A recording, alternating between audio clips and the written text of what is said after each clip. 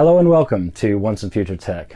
It's been a long time since I've had the opportunity to do one of these videos, so I'd like to kickstart or re-kickstart this series talking about a game that is perhaps one of my favorites. Now, Prince of Persia is of course a very popular game and a very popular series. However, I do want to talk maybe in a bit more detail than has previously been done, specifically about the Macintosh port of Prince of Persia. The Macintosh version of Prince of Persia was ported by Presage Software in 1992, so it released a full 3 years after the 1989 release of Prince of Persia for Apple II, and 2 years after the 1990 release of Prince of Persia for DOS. So hopefully I can provide you a bit of entertainment as we go through the history and development, and also the gameplay of Prince of Persia for the Macintosh.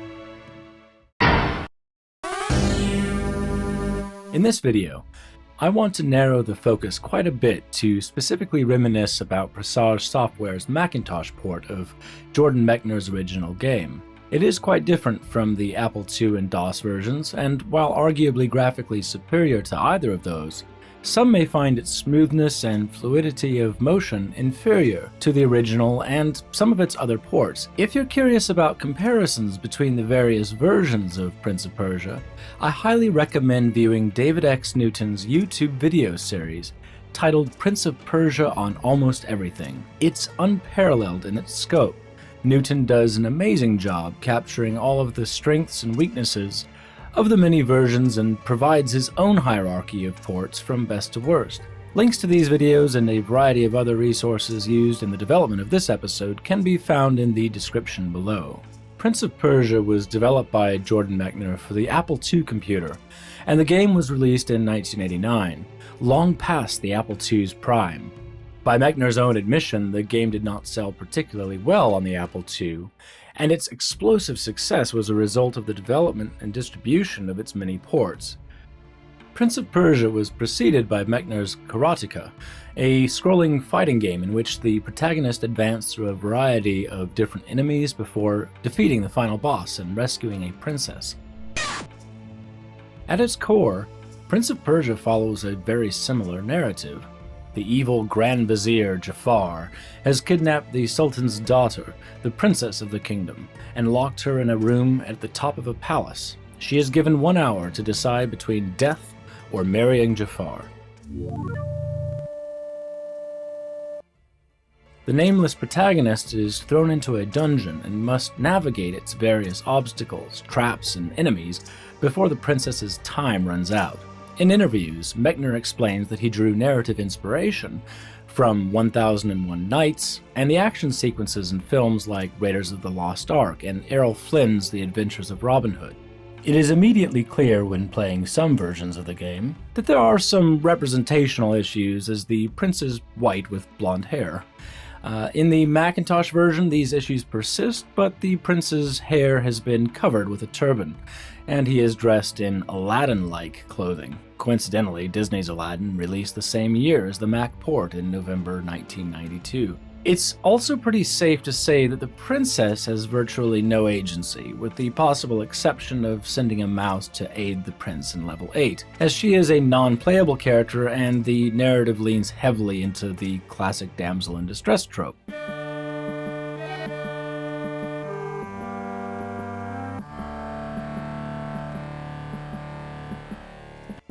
As Daria Seaton writes in their 2015 Presidia article, the princess is nothing more than a subject waiting to be rescued and only seen between the chapters.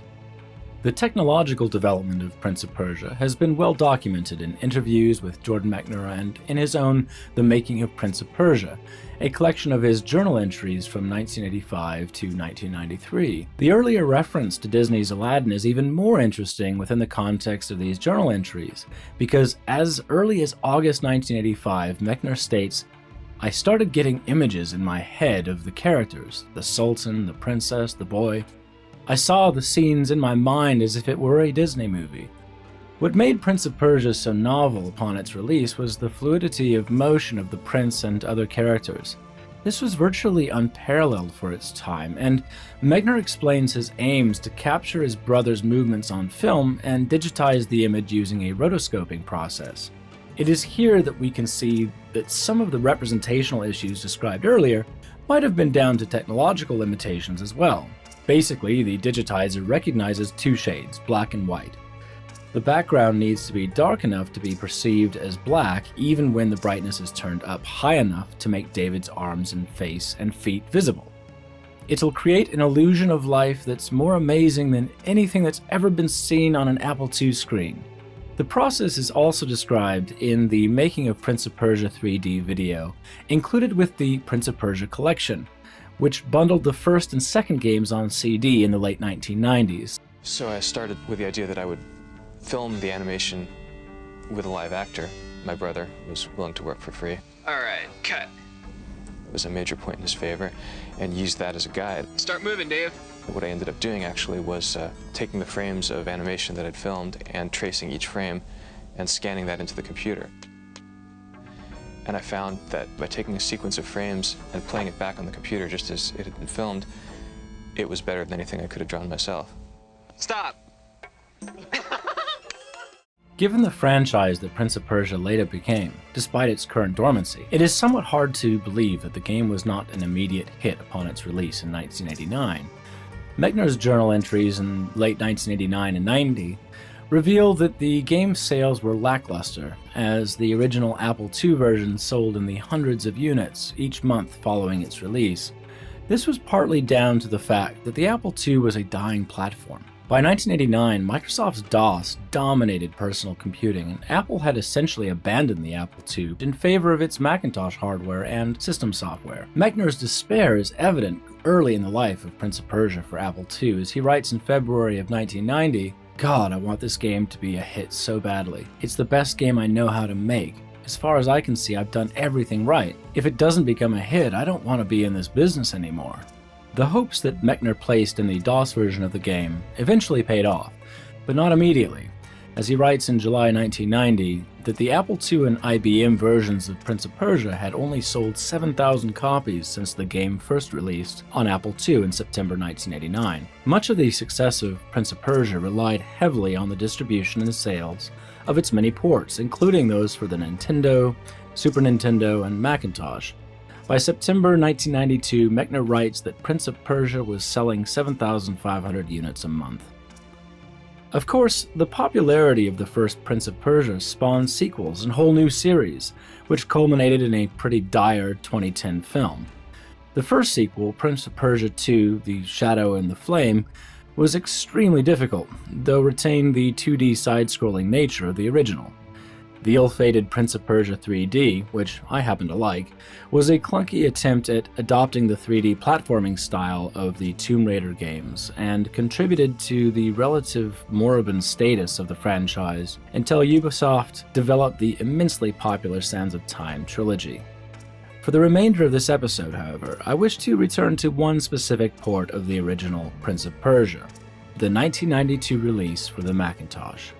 The Macintosh port of Prince of Persia was developed by Scott Shumway and Presage Software and published by Broderbund in 1992. According to Mechner's journals, development began in 1989 at Broderbund, but the graphics weren't up to scratch and the game was behind schedule, which necessitated a change in developer. While Mechner was not as closely involved in the game's development at Presage, he did occasionally visit to review its progress and provide occasional support. As he writes in September 1991, "Spent the morning at Broderbund and the afternoon at Presage, sitting at Scott's elbow, tweaking the character animations frame by frame, pixel by pixel, like in the old days."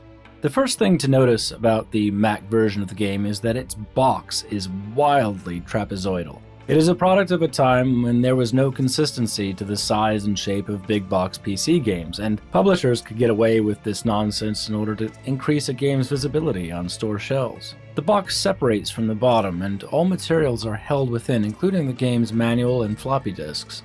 The files contained on the game disk include the executable application file, as well as the various graphics sets to support multiple Macintosh machines. For instance, there is a black and white graphics set for computers like the Mac Plus, SE, and Classic.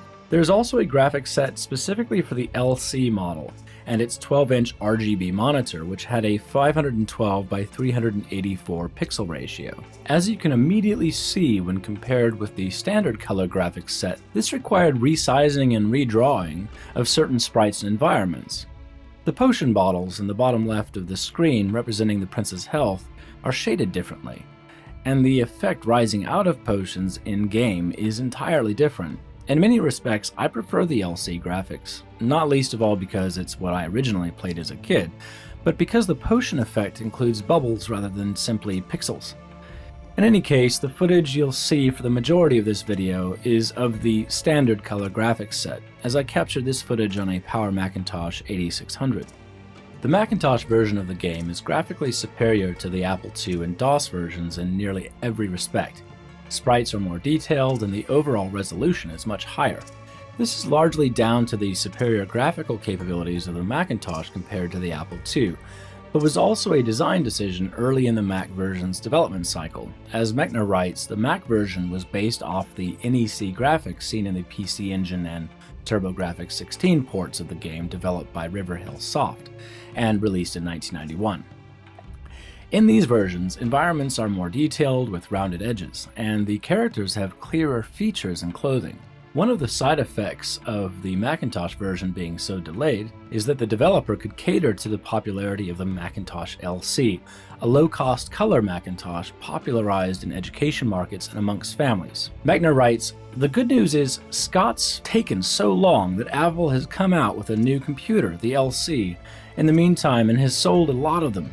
As a result, the Mac market has now grown to the point where the sales department actually wants this version." Ultimately, the Macintosh version became one of the most iconic versions of the game.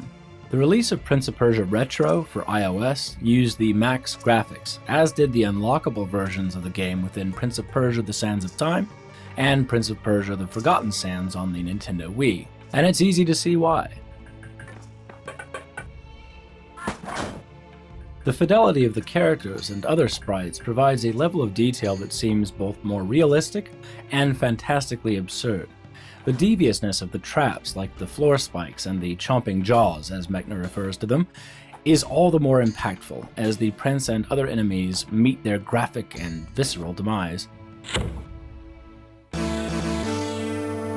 The audio plays a big role in this as well, as the slurps of dismemberment and the splats of high drops induce a sense of queasiness and anguish, especially if they occur unexpectedly.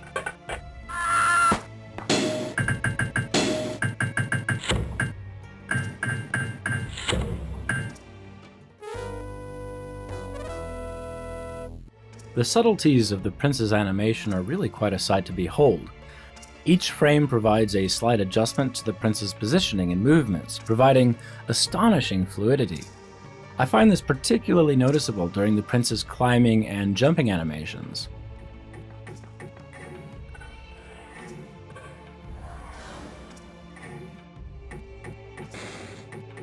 The reverse slide is also a particular joy when the prince swiftly changes direction. Backgrounds in the Macintosh version of the game also have much greater detail than the Apple II and DOS versions, allowing Leela Jocelyn's art design to really shine. Bricks are more discernible as stone, and the torches burn with greater clarity. The costumes of enemies are more varied, and the exit doors have been completely reimagined with much finer detail. The game also sounds better on Macintosh. The title music, composed by Jordan Mechner's father, Francis, sounds richer and more detailed.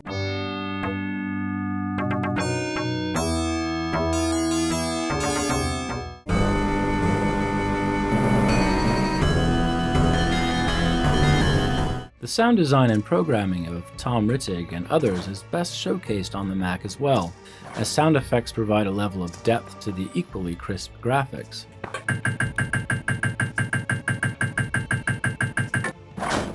However, not everything is great about the Macintosh version of the game, and in one major area, it is arguably much worse than its Apple II and DOS predecessors. And that has to do with frame rate. The Mac version feels more sluggish, and the action less fluid than the DOS version, despite the improved graphics. This is not because the computer is struggling to render the game's graphics, but because the frame pacing is likely off. One explanation for this might be that the DOS version was coded for a 60Hz standard refresh rate, and when Presage coded the Mac version, they retained the 60Hz framing, which did not match the refresh rates of many Mac monitors at the time, which were 67Hz. However, this might also have been due to a cycling issue related to tick count timings. As the user David explains on the prince.org forums, a tick on a Macintosh is 1/60th of a second. David hypothesizes that the Mac version of the code introduces a slightly longer frame cycle as the tick count is one tick higher than it should be,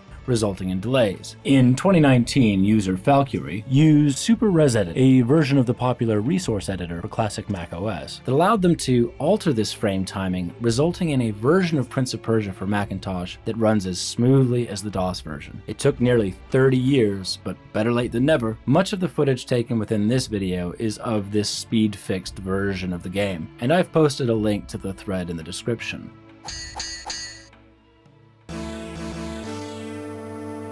So that is Prince of Persia for the Mac. It is, of course, a beloved franchise that unfortunately has not seen the light of day recently. I think the last game that we had of any note was Prince of Persia: The Forgotten Sands, both for the Wii and for the Xbox 360 and PS3 era in 2010. It's a game that has resonated across many, many years and is responsible for creating one of the more successful video game franchises, which is the Assassin's Creed franchise. In fact, Assassin's Creed began as an offshoot of Prince of Persia.